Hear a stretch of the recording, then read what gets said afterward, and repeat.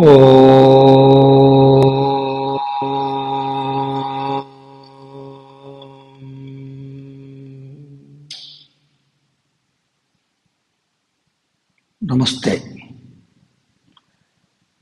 Welcome you all for the workshop on Astanga Yoga Level 3, consisting of Pratyahara, Dharana, Samadhi, and an introductory course. It cannot be comprehensive. In general,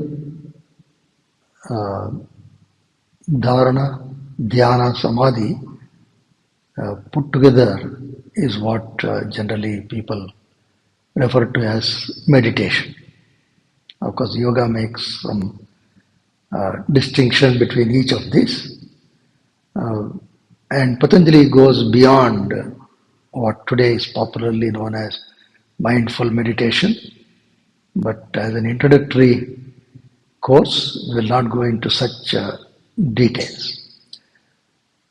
So after the aspects of yama, niyama, asana, pranayama, there is this pratyahara, we have seen, withdrawal of senses, then dharana, focusing. Then comes dhyana, which is an extension of dharana. Today we are going to look at what Patanjali says about dhyana and what are the techniques we can follow to mature ourselves, to evolve in this aspect of dhyana. Consistent focusing is the essence of dhyana. So it definitely begins with dharana, focusing or concentration, but it is further to that. It's actually uninterrupted flow of concentration of mind on the object of meditation or concentration, whatever you have chosen, on that continually the attention should be, or the awareness should be maintained. Dharana, what happens? Mind continually tries to think of lot of other things other than the object, and the practitioner must bring the awareness back to the object. We have seen that. In dhyana, mind has been subjugated and is totally and continually absorbed in the object. So this needs tremendous practice. And of course, the techniques themselves are easy, it's just that one has to practice. This is what Patanjali says. Tatra patraikaya dhanatha dhyanam.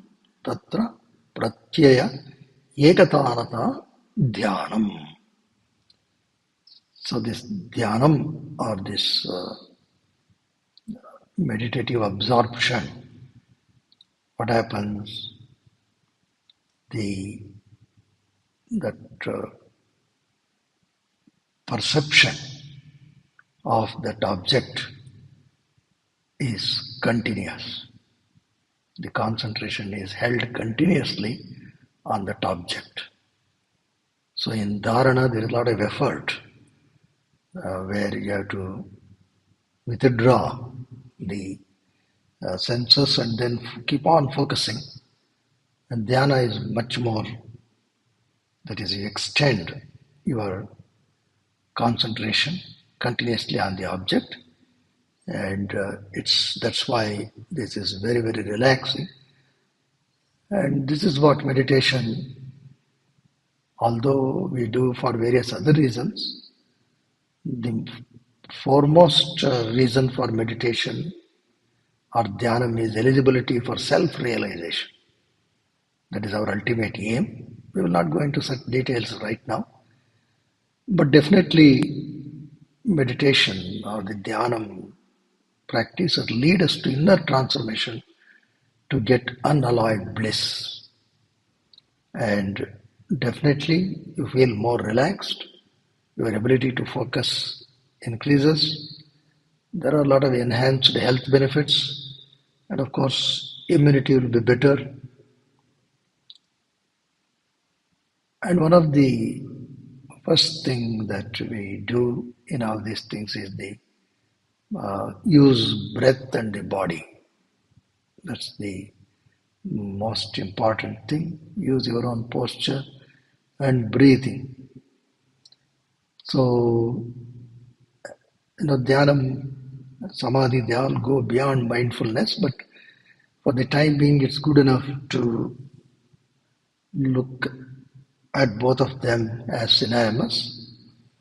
Mindfulness is just the non-elaborative, non-judgmental awareness.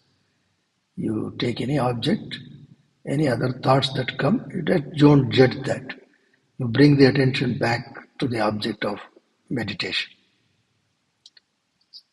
So when you completely do that, that is when applied to the full extent, these practices are associated with non-directed acknowledgement of any sensory, emotional, or cognitive event that arises in the mind.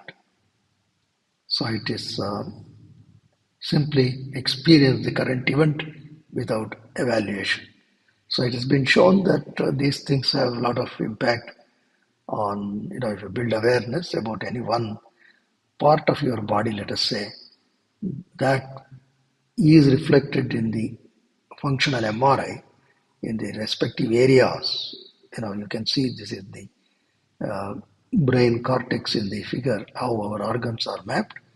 Therefore, this has a lot of implications in terms of pain relief and healing. So the methodology is fairly simple. In general, choose a noble, neutral object. It can be body, breath, mantra, whatever it is. Witness the object with unwavering attention.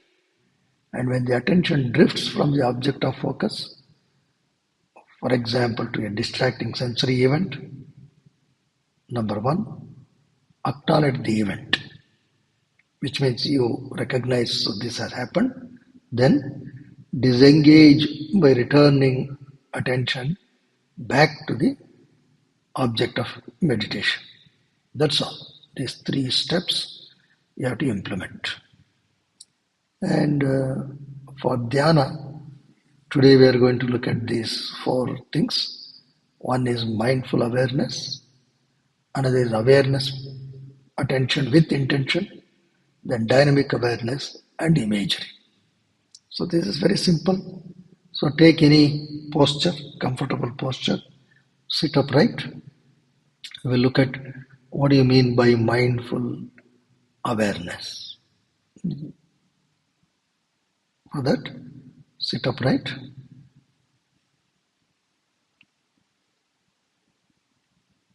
Either swastikasana, padmasana, vajrasana, siddhasana. If you can't sit on the floor, you can sit on a chair. Sit upright, palms facing upwards. Tip of the thumb and index finger in contact. If you are a long-term practitioner of yoga asanas, Padmasana is very, very preferred because of its stability. But anyway, that's not a pre-requirement. Anybody can do these techniques. Close your eyes. Relax your tongue, nose, throat, and the jaws. Palms facing on your lap.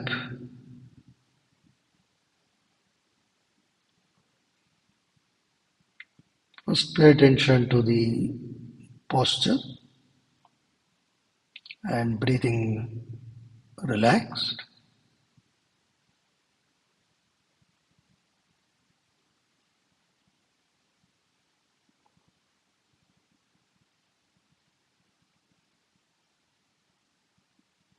So we are going to intensely watch the posture in which you are sitting. Watch your toes. Watch your feet completely all around, including the forefeet, middle, and the hind feet, the region of the heel, ankles, and be aware of these with a sense of gratitude. Watch your ankles, watch the lower legs. If there is any stiffness or pain or any other sensations, simply pay attention to it.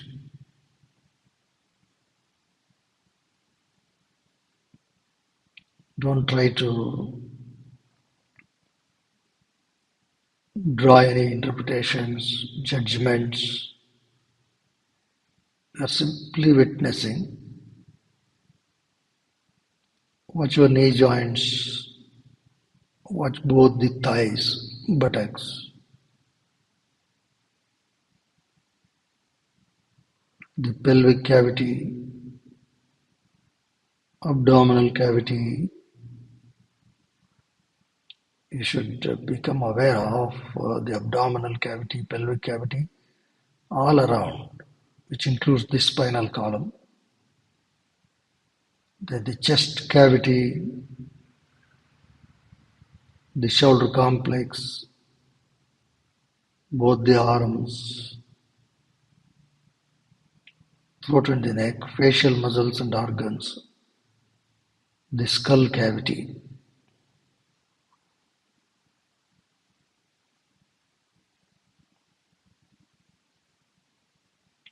Feel the whole posture.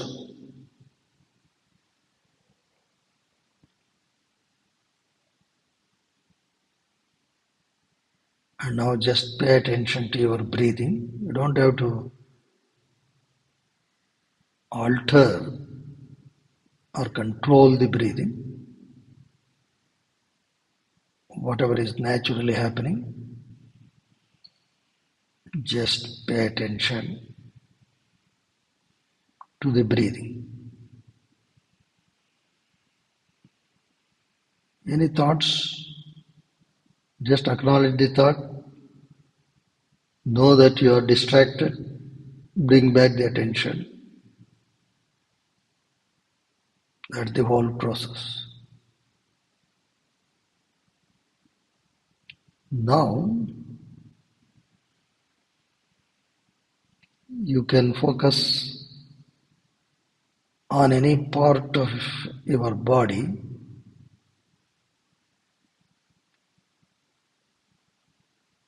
You can choose.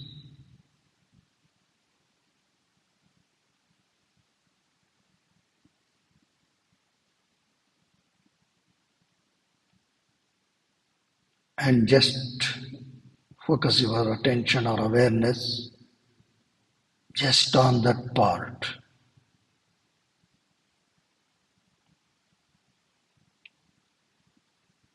If there is any sensation, let us say stiffness or pain, just look at that portion. Become aware of that part. For example, you feel your knee joint is weak or has some problem. Just focus your attention there.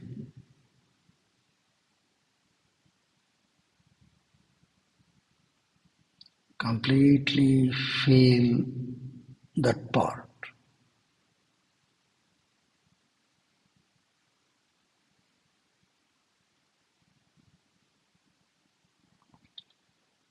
Lot of research shows that this type of dhyana, that is mindful awareness of any segment of the body,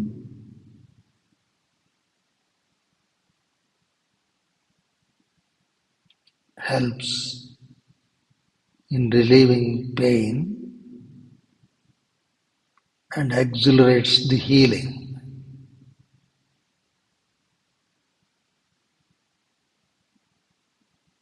So this mindful awareness is being used for pain relief. It is also a powerful healing technique. Any part you can choose. If you feel your digestive system is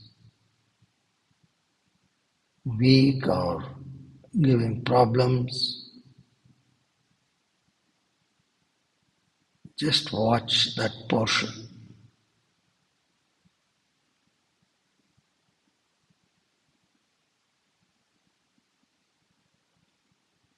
Just look for those sensations and simply pay attention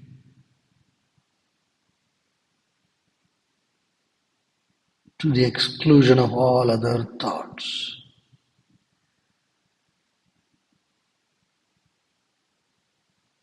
And you should hold the attention continuously there.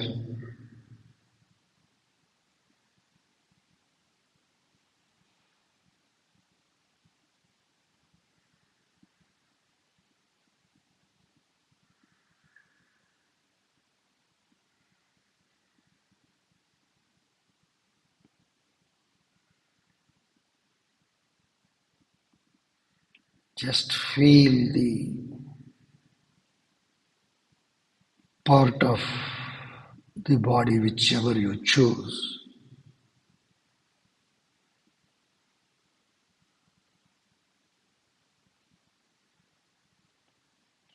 Any strain, stress, mere becoming aware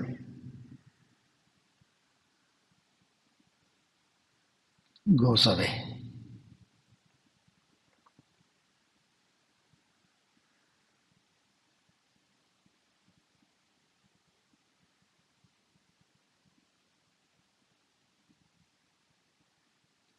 If you do not want to focus on one particular portion of the body, try to feel the complete posture.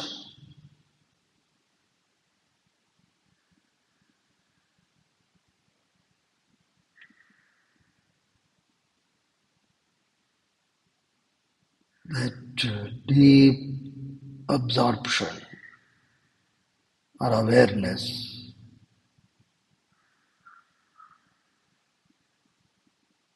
brings in a lot of soothing and healing effects.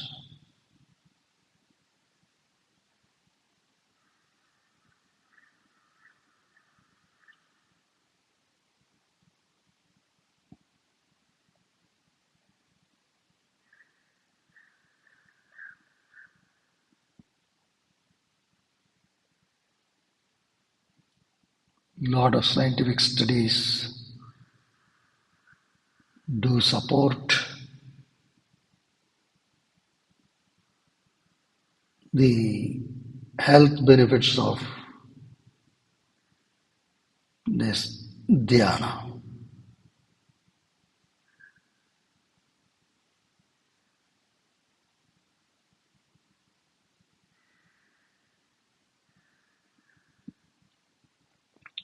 Initially, you may find it a little difficult, but with practice, you will be able to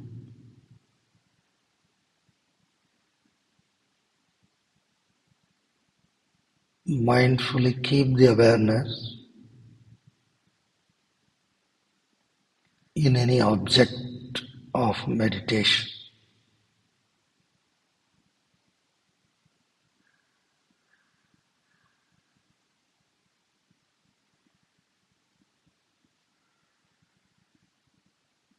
But we should always remember that the basic aim of these practices is Gnana Yogyata Praptihi, to become eligible to understand the truth. Who am I? But anyway,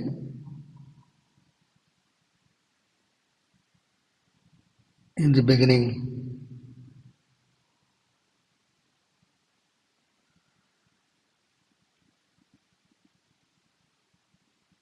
you may not really be concerned with too many subtle details.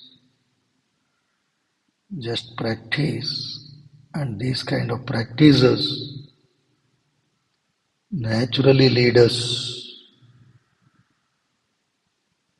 to the bliss.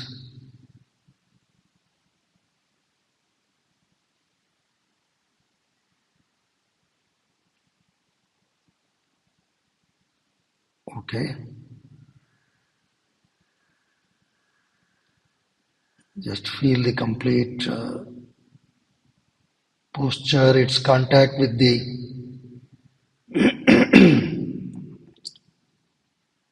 floor or the mat, whatever.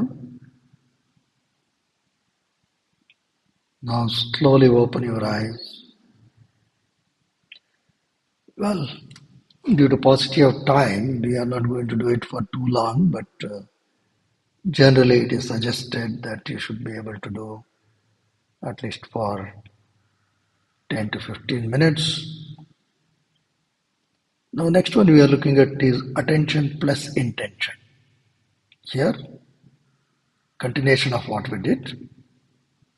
Direct the attention to any part of the body, hold the attention there, intention to heal that part or make it healthy. We already seen that, but one of the experiments which we have done, I want you also to try. Keep the palms upward. Now this is the intention. The graph shows that,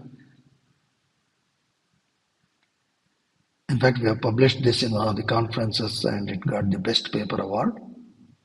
The concept is very simple.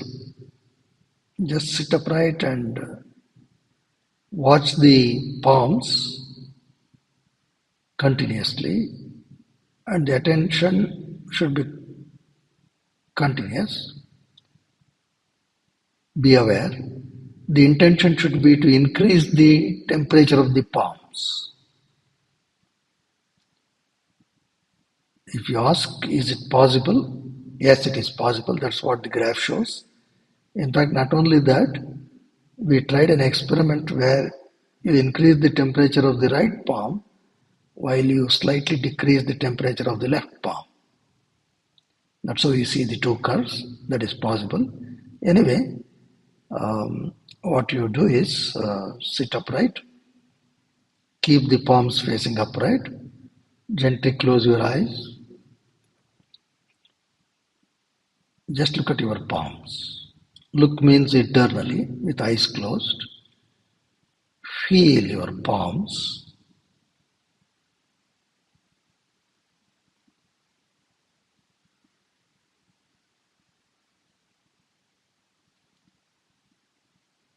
And the intention, you have to increase the warmth of the palms.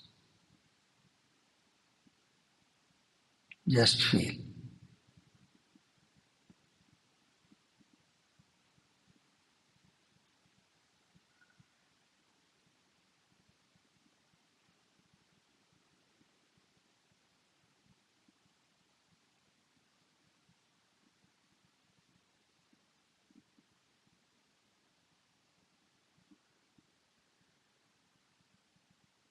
You can feel some sensations in the palms.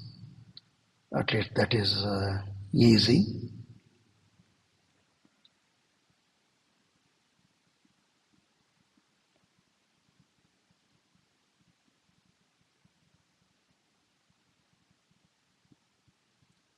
And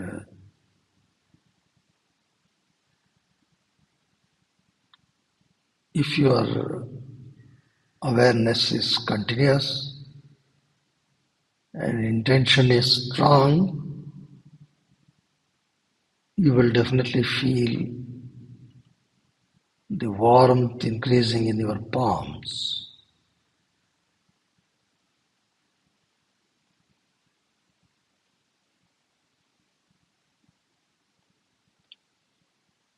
Well, this simply shows that just by moving your awareness or attention to a particular part actually enhances the energy flow in that part.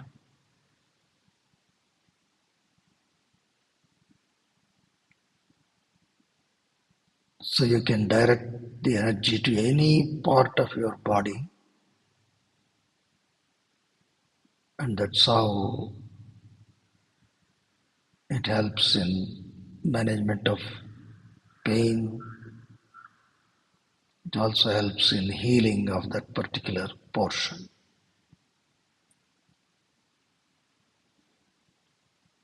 Okay, slowly open your eyes. Now we will come to the first two are over here in these techniques. Another dynamic awareness. Dynamic awareness means you move your attention from one part to the other. That's the whole idea. For that, we choose this so-called spinal breathing and Om chanting. You know that all along the spinal column, the chakras are located, in the yogic parlance. Chakras means these are nerve plexus, where a lot of nerves actually join there. And all these chakras have profound influence on our endocrine glands, which are very, very important. And to stimulate these, a lot of benefits. It calms down. It helps us to concentrate better. The procedure is very simple. You can see this is the base of the spine, that is Muladhara chakra, and slightly go up behind the genital region is the Swadhisthana chakra.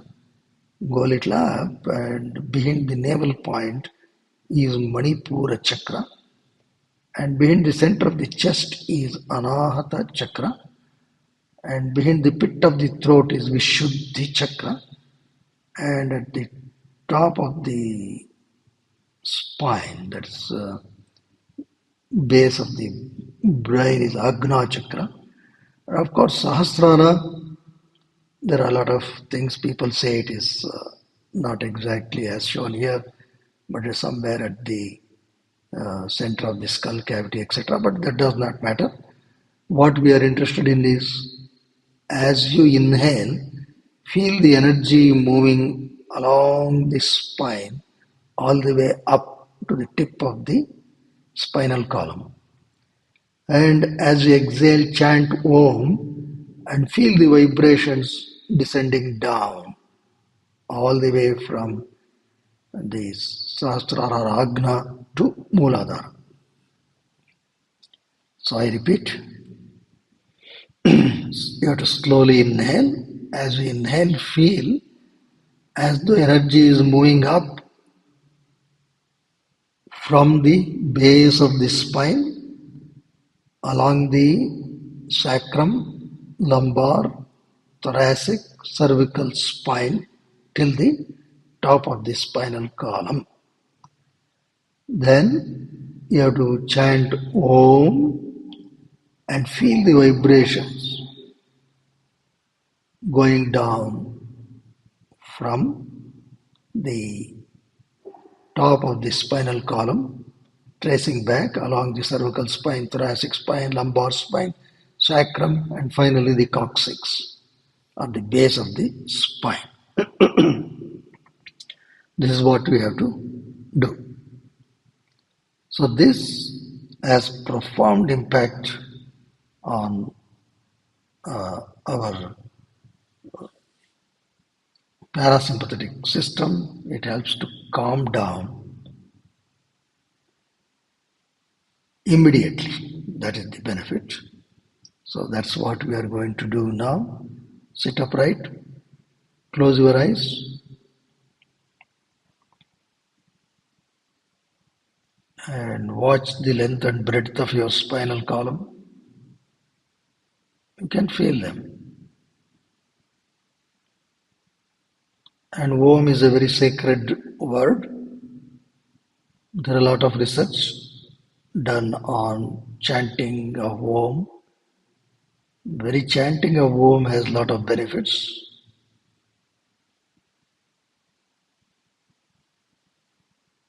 That's why these days you see this word is being used across the globe. So it has become so popular because of its tremendous benefits. You can refer to a lot of research publications on Om.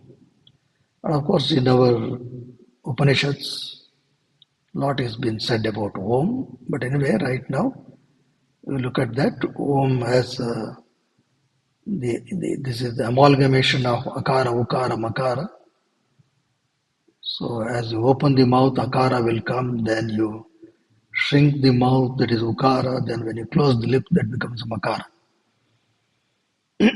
So you must move your attention similarly when you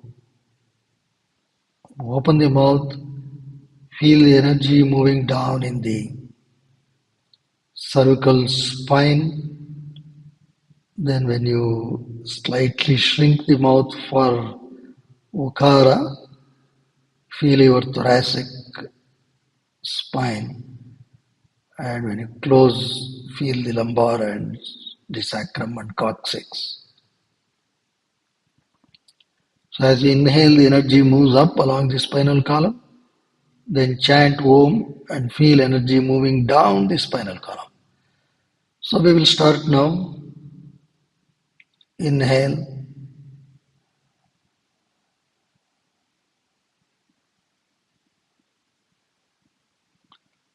Om.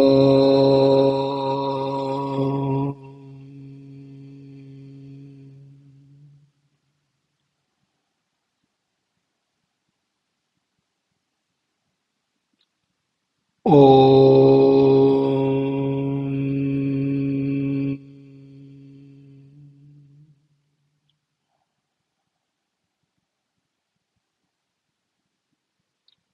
Om.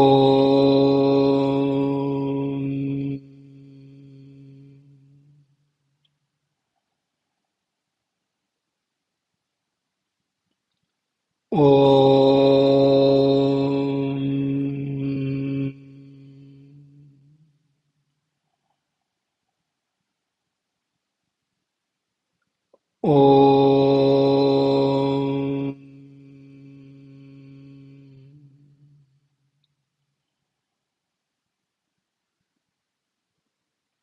Om. Om.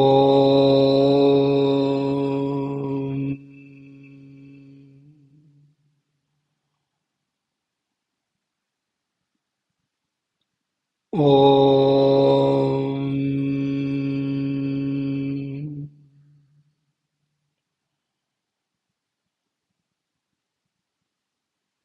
Om.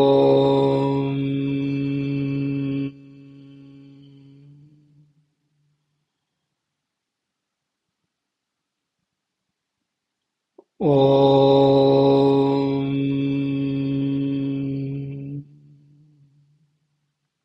Be quiet.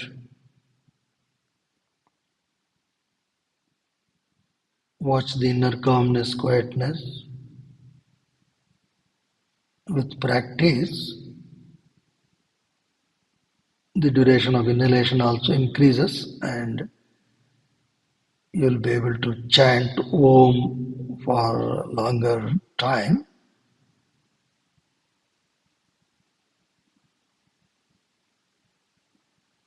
feel inner calmness, quietness,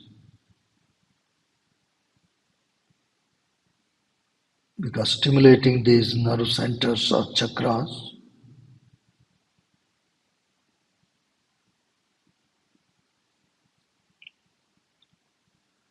brings in balance in their functioning, which promotes overall health.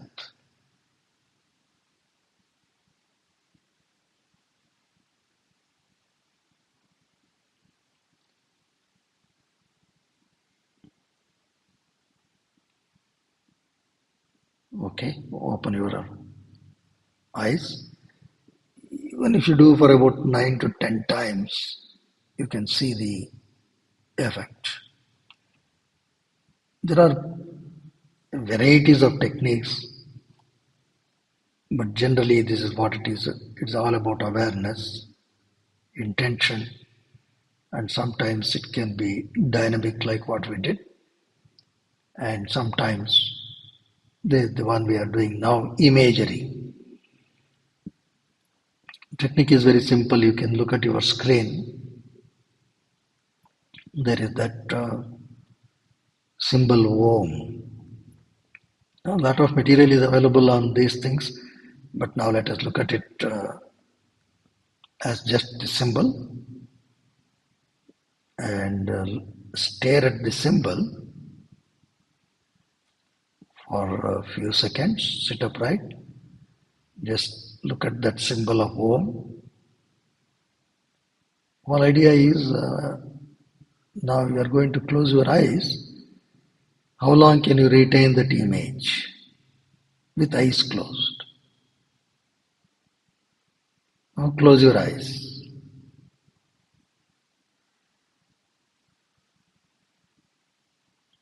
How long can you retain that imagery?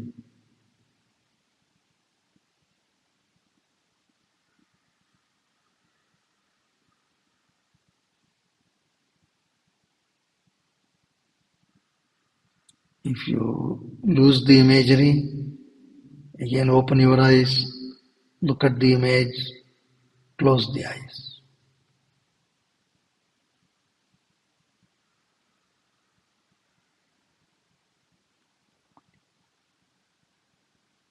You must meditate on that symbol of Om.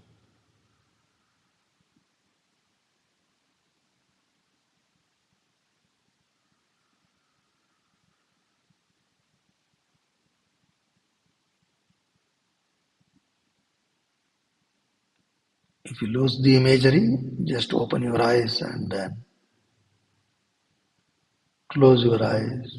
Hold on to the imagery. And the longer you can hold, better it is.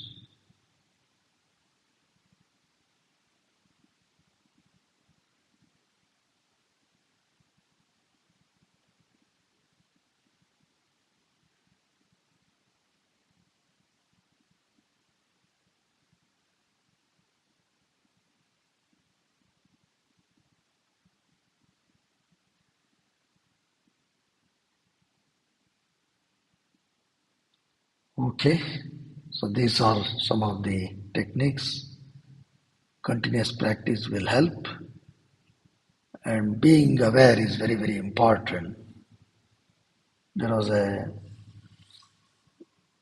Zen student who had practiced for 10 years internship with his guru, and on a rainy day, the student Tenno,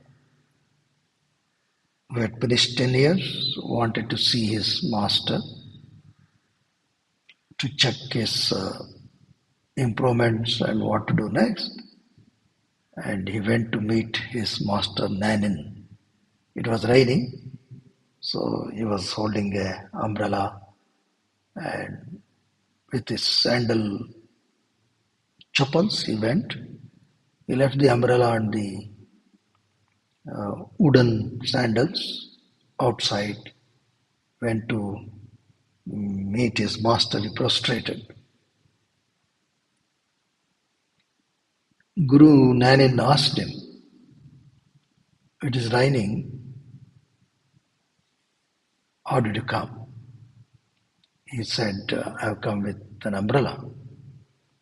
Then suddenly Nanak asked Tenno, "Okay, tell me,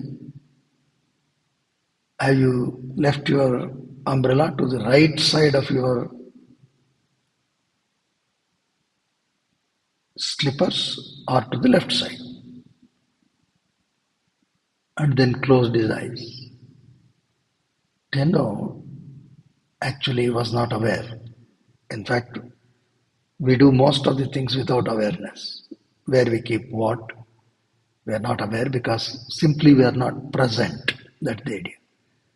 So Tenno understood that he has not yet matured.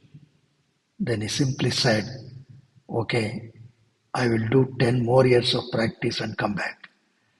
Well, this is one very interesting and instructive story to tell us that many things we do without any awareness. And doing with awareness, that is actually a state of meditativeness. The mind will not simply waver in past and future, it shall stay in the present. That is the whole aspect of meditative state. Let us offer our salutations to Sage Patanjali. Take a deep breath. Om